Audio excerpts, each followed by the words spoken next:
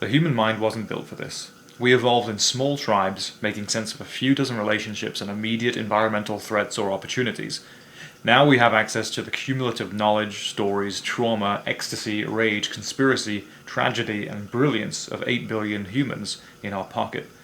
We see more information in one day than a 17th century person saw in their whole life. That's a whole lot of data that our brains are digesting. When information scales exponentially, but meaning-making capacity remains the same, the psyche reaches cognitive overload. Imagine the fire hose of information we're exposed to filling up in a dam in your mind. The meaning-making capacity is the dam wall. With more and more information, it slowly starts to crack. In psychology, this is known as cognitive load theory. The brain has a limited working memory or capacity, only so much information that it can actively process at once. When too much floods in, especially if it's complex, contradictory, or emotionally charged, the system experiences overload. This causes decision paralysis, chronic anxiety, loss of existential orientation, emotional numbness, nihilism. Prolonged overload is linked to anxiety, dissociation, burnout, and what's sometimes called information fatigue syndrome, coined by the British psychologist David Lewis in the 90s and magnified today by digital hyperconnectivity. Eventually, if meaning cannot be constructed from the onslaught of information, it can lead to despair, alienation, and suicidal ideation. Infinite choice creates meaninglessness. Psychologist Barry Schwartz coined the paradox of choice. When we have too many options, rather than feeling empowered, we feel overwhelmed and less satisfied. Social media and AI hyper-choice in content, identities, lifestyles, value systems, information, and product consumption produces a state where no choice feels grounded or coherent. The result is a loss of ontological security. People no longer trust their experience of reality, or that there's any stable structure underneath it. In this state, the psyche can disintegrate, collapsing in on itself in a very literal, real way.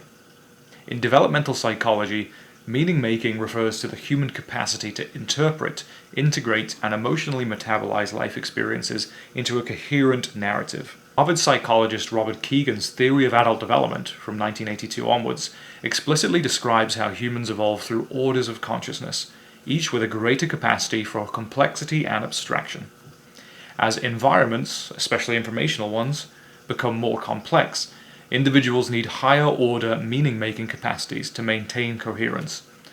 When the complexity of reality outpaces your own meaning-making system, you enter what Kegan calls developmental dissonance, which can trigger anxiety, nihilism, regression, and breakdown.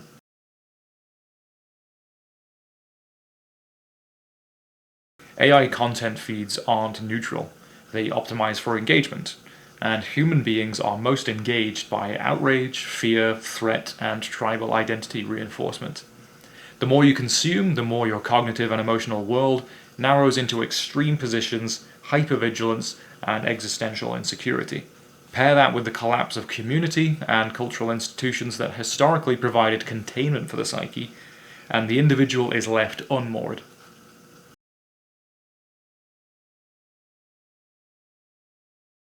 In the absence of strong collective frameworks like religion, philosophy, or a stable collective culture, meaning-making defaults to an individual effort. One mind, yours, trying to make sense of everything happening in the world. But as information volume increases beyond what a single mind can integrate, the burden on that mind becomes unmanageable. The muscles of the mind are trained to failure. It's you versus the entire universe. Marshall McLuhan, in 1964, warned that the extension of man's nervous system through electronic media would overwhelm the individual psyche if not consciously integrated. We see this today: rising rates of loneliness, depression, anxiety, and self-harm among young people correlate eerily with the rise of social media, AI-generated content, and the collapse of traditional meaning structures. We enter a kind of mass psychosis where people can imagine the end of the world more easily than they can imagine meaningful change in their own lives. And in that condition, suicidal despair isn't just possible, it's statistically probable for a subset of the population. Philosophers like Alan Watts and Sadhguru have talked about this. We're entering a period marked by the collapse of consensus reality.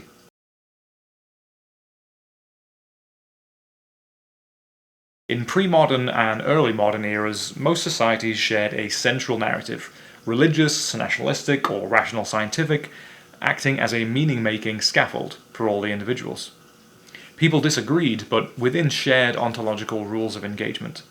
Postmodernity and digital hypermedia have fragmented that singular consensus into an infinite multiverse of competing realities, political, spiritual, conspiratorial, scientific, and aesthetic, all equally amplified by algorithms. Cognitive psychology warns that when humans lose coherence frames, stable models of reality they can orient to, the result is increased anxiety, depression, and meaninglessness. As Sadhguru and Alan Watts both alluded to, the human nervous system evolved for narrative coherence, not perpetual paradox and data overload. Without a shared sense of what's real, many become trapped in nihilism or hyper-tribal fundamentalism. And yes, mental health disorders have been steadily increasing for precisely these reasons.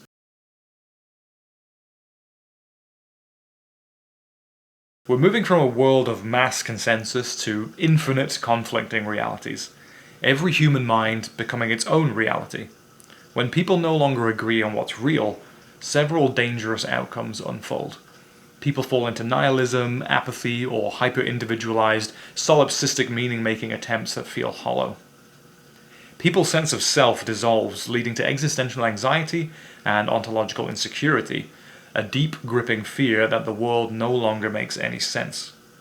In absence of consensus reality, many cling to fundamentalist ideologies as a psychological defense against chaos.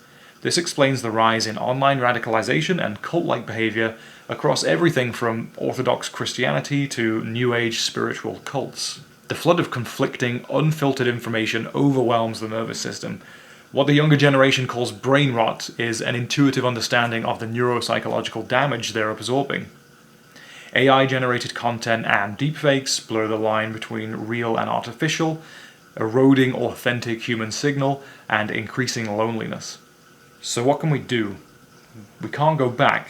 We can't delete social media. It's too late. The perspective apocalypse is here to stay and will only intensify. What we can do is exactly what any nation does when under attack: build internal systems robust enough to survive it.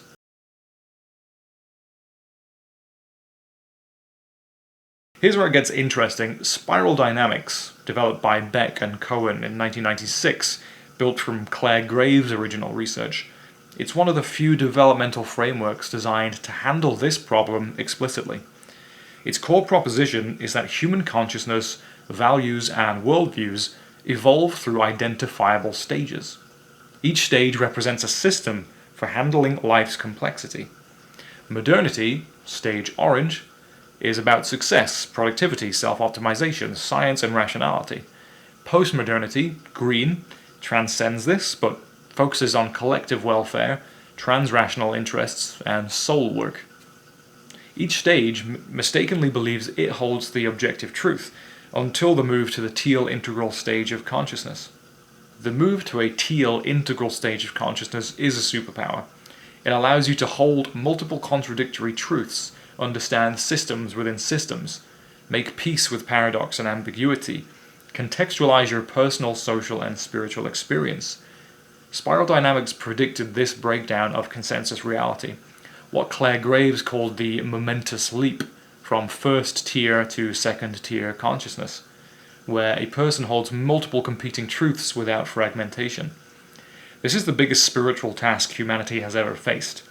If more people operated from the teal integral stage, the collective capacity to metabolize infinite information and survive cultural meaning collapse would rise dramatically. This isn't niche philosophy, it's the new psychological immune system upgrade. Meta frameworks like spiral dynamics, integral theory, Ken Wilber's AQUAL, even systems like human design or Vedic cosmology aren't esoteric curiosities anymore. They're tools for survival.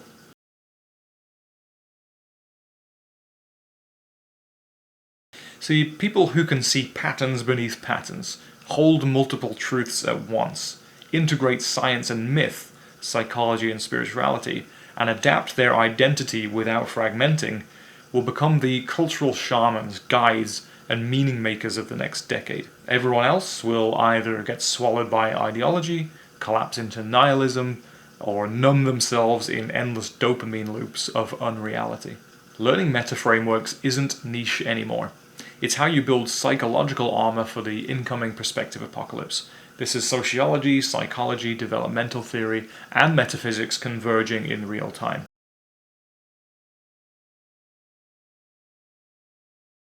So there's two moves that you can make right now. One, learn spiral dynamics or integral meta theory. It sounds counterintuitive to add more information in an age of information overload, but this isn't just more data, it's a filter for the chaos.